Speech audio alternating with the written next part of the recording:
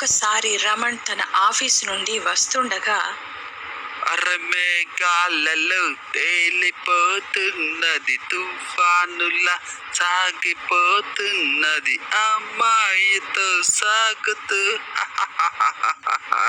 అరే నిన్న కాదు, రేపు కాదు, అరే ఎప్పుడు నిరాజా. అప్పుడు ఇల్లు ఇంకా చేరుకోకముందే అనుకోకుండా తన కారు పాడవుతుంది. అతను బస్ కోసం ఎదురు చూస్తూ ఉంటాడు.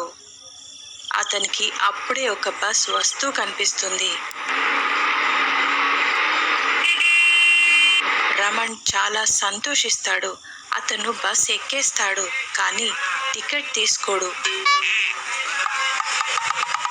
బస్ చాలా రద్దీగా ఉంటుంది. రమణ్ ఆలోచిస్తాడు, అరే ఈరోజు నీ టికెట్ కూడా తీసుకోను, బస్సు బాగా రద్దీగా ఉంది కదా, ఈ విషయం ఎవరూ గమనించరు, నాకు కొంచెం డబ్బులు కూడా మిగులుతుంది కదా.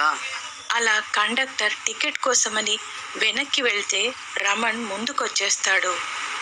కండక్టర్ ముందుకు రాగానే ఇతను వెనక్కి వెళ్తాడు. ఇలా అతను టికెట్ తీసుకోక చాలా సంతోషంగా ఉన్నాడు. కాసేపయ్యాక రమణ్కి అదోలా అనిపిస్తుంది. తననెవరో భయపెడుతున్నట్టుగా అనిపిస్తుంది. తనకి భయపడుతున్నట్టు అరుపులు వినిపిస్తాయి.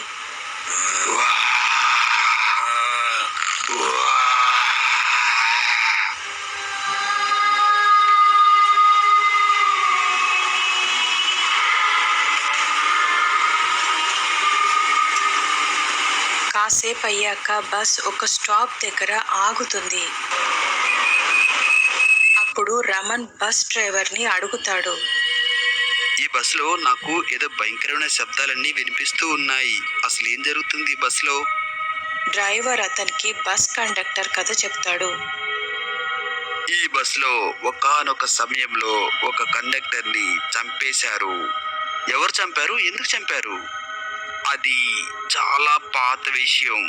చాలా రోజుల క్రితం మా బస్సు అప్పుడు హిమాలయాల్లో తిరిగేది. అక్కడ ఒకరోజు రాత్రి బాగా చలిగా ఉంది. అదే సమయంలో దారి కూడా సరిగ్గా లేదు. ఎంతో కష్టపడి ఈ బస్సుని మేము ముందుకు తీసుకెళ్తూ ఉన్నాము. అలాంటి ఒక సమయంలో ఏం జరిగిందంటే, నలుగురు దుండగులు మా బస్సులోకి దూరారు. దూరి గందరగోళం చేశారు. దీన్ని మీ టికెట్ డబ్బులు బయటండి. కండక్టర్ టికెట్ డబ్బు అడగగానే వాళ్ళు ఇవ్వడానికి నిరాకరిస్తారు. ఈ విషయంపై కండక్టర్కి వాళ్ళకి మధ్యన వాదన జరుగుతుంది. అందరూ చాలా కోపంగా ఉన్నారు. మీరందరూ ముందు బస్సులోంచి బయటకు వెళ్ళండి, మీరు ఈ బస్సులో కూర్చోడానికి వీల్లేదు.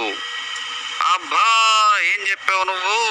నేను ఈ బస్సులోనే ప్రయాణిస్తాను, నువ్వేం చేసుకుంటావో చేసుకో. ఏం చేస్తారా మీరందరూ కలిసి నన్ను కొడతారా ఏంటి? అరే చాలా ఎక్కువ మాట్లాడుతున్నావు నువ్వు. ఏమనుకుంటున్నావో ఏమో, ఒక్కటిచ్చానంటే అటు ఇటు రెండు అయిపోతావు ఏమనుకుంటున్నావు?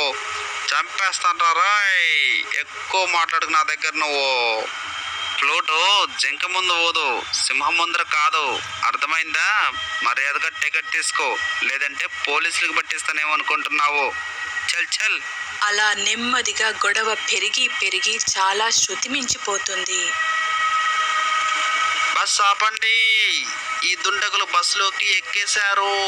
అది మాత్రమే కాదు, వీళ్ళు టికెట్ తీసుకోకుండా ప్రయాణిస్తున్నారు. ఆహా, ఇప్పుడు ఈ బస్సు మా కంట్రోల్లో ఉంది, మర్చిపోయారా? ఇప్పుడు కానీ ఈ బస్సు ఒక్కసారి ఆగిందంటే మీ అందరూ ప్రాణాలు గాల్లో కలిసిపోతాయి ఏమనుకుంటున్నారు? ఇదంతా చూసి మిగతా ప్రయాణికుల్లో భయం మొదలవుతుంది. వాళ్ళు అరవడం మొదలెడతారు. ఎందుకంటే వాళ్ళకి తమ ప్రాణంపై భయం పట్టుకుంటుంది.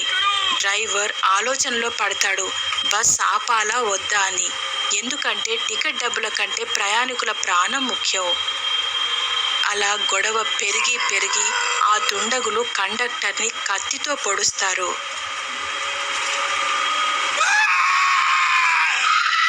అప్పటి నుండి అతను భూతంలా మారాడు.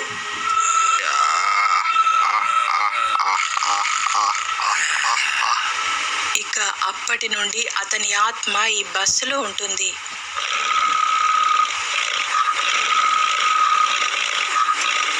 అది ఆ దుండగుల కోసం ఎదురు చూస్తుంది. ఇదంతా విని రమణ్ చాలా భయపడతాడు. అతను అడుగుతాడు, ఏంటి ఇదంతా నిజమేనా? అవును, ఇదే నిజం. అయితే ఆ దెయ్యం నన్నెందుకు భయపెడుతుంది? అయినా నేనేం తప్పు చేశాను? బహుశా మీరు కూడా టికెట్ తీసుకోలేదేమో, అందుకే ఆ ఆత్మ మిమ్మల్ని కూడా భయపెడుతున్నట్టుంది. అవునవును, నేను కూడా ఇవాళ టికెట్ తీసుకోవడం మర్చిపోయాను. సారీ, క్షమించండి, ఏమనుకోవద్దు. నేనైతే ఇంక మీద ఎప్పుడు ఇలా జరగకుండా చూసుకుంటాను, సరేనా? అయ్యయ్యో, బతికిపోయానురా. కొద్ది రోజుల తర్వాత ఆ భూతం ఉన్న బస్ అలా వెళ్తుంది. అప్పుడే ఆ నలుగురు దుండగులు ఆ బస్లో ఎక్కేస్తారు. హాయ్ రే హాయ్, జాంపండు రోయ్, చూడగానే నోరూరే రోయ్, ముద్దుగా ఏం పిల్లరో, ఏ పిల్లరో, సొంతమైతే అంతకన్నా. హే, హే, హాహాహాహా. బస్లో చాలా చాలా అల్లరి చేస్తారు. నవ్వుతూ అందరినీ వేధిస్తారు.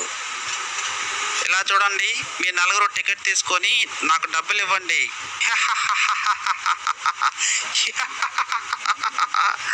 చూడండి, వచ్చేసాడండి బాబోయ్. డబ్బులు వస్తే పెద్ద టికెట్ ఇస్తాడంట. ప్రజలారా చూడండి చూడండి. టికెట్ అయితే ఖచ్చితంగా తీసుకోవాల్సిందే. కండక్టర్ కి వాళ్ళకి మధ్య కాసేపు వాదన జరుగుతుంది. ఆ కండక్టర్ భూతం ఇదంతా వింటూ చూస్తూ ఉంది. ఈ నా శత్రువులు ఈ రోజు నా చేతిలో చస్తారు. ఆ కండక్టర్ భూతమాత్మ ఈ కండక్టర్ లోపలికి వెళ్తుంది. అతని కళ్ళు ఒక్కసారిగా ఎర్రగా మారిపోతాయి. పెద్ద పెద్ద పళ్ళతో భయంకరంగా మారిపోతాడు. అతని ముఖం చాలా వికృతంగా మారిపోతుంది. అతను పూర్తి భూతంగా మారిపోతాడు. అయ్యో, అసలు ఏం జరుగుతుంది ఇక్కడ? ఏయ్, ఏంటి నీ మొహం అలా మారిపోయింది? నీ కళ్ళేంది అలా అయిపోయాయి? అయ్యయ్యో, భూతం! అయ్యయ్యో, ఈడ భూతం అలా మారిపోయాడే, మళ్ళీ చంపేస్తాడా ఏంటి? కాపాడండి, కాపాడండి! ఒక్కసారి గుర్తు తెచ్చుకోండి, ఆ రోజు ఇదే బస్సులో మీరంతా కలిసి ఒక్కొక్కరుగా నన్ను పొడిచి పొడిచి చంపారు. అయినా నేనేం తప్పు చేశాన్రా? ఈ మనిషిలాగే ఆ రోజు కూడా నేను మిమ్మల్ని టికెట్ డబ్బులు అడగడమే పెద్ద పాపమా? కానీ మీరంతా నన్ను కలిసి పొడిచి పొడిచి చంపేశారు కదరా.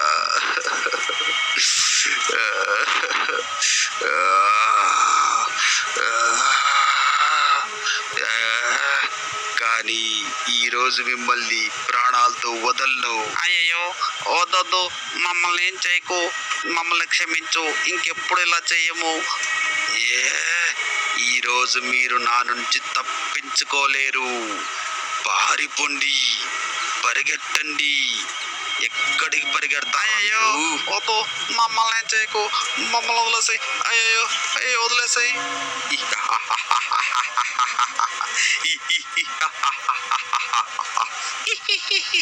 బస్ వెళ్తూనే ఉంటుంది. భూతం దుండగులను విడిచిపెట్టదు. వాళ్ళని హింసిస్తుంది. అయ్యయ్యో అయ్యయ్యో, ఏదో తప్పైపోయింది, మమ్మల్ని క్షమించు, వదిలేసాయి, ఇంకెప్పుడు ఇలా చేయు. అయ్యయ్యో, మమ్మల్ని ఇక్కడి నుంచి వదిలేసాయి. లేదు, మిమ్మల్ని ఈరోజు వదిలే సమస్య లేదు. మిమ్మల్ని చంపితే కానీ ఈ శరీరంలో నుంచి నా ఆత్మకి విముక్తి దొరకదు. హోరున గాలి వీస్తుంది. జోరున వర్షం పడుతుంది. పిడుగులు కూడా పడతాయి. కానీ బస్సు ఎక్కడా ఆగకుండా అలా వెళ్తూనే ఉంటుంది. కాసేపు అయ్యాక బస్సు ఒక కొండ దగ్గర ఆగుతుంది.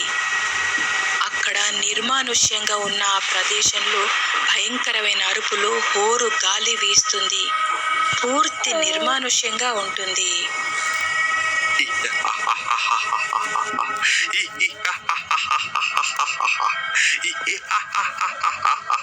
ఆ కండక్టర్ భూతం ఆత్మ కండక్టర్ని విడిచి వెళ్ళిపోతుంది.